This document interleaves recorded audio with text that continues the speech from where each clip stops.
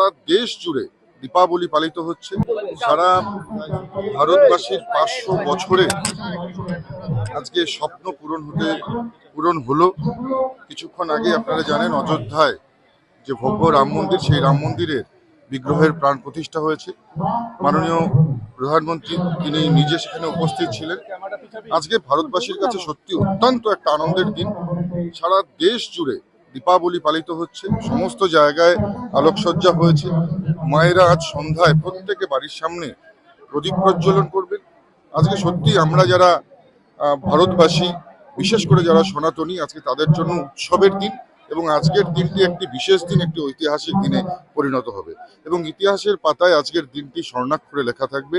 এবং বারংবার আমরা বলবো, সবাই মিলে আসুন, আনন্দ উৎসবে আমরা সবাই মিলে সামিল হই, কোনো বিতর্ক না করে উৎসবের দিনটিতে আমরা সবাই মিলে আমরা উদযাপন করি।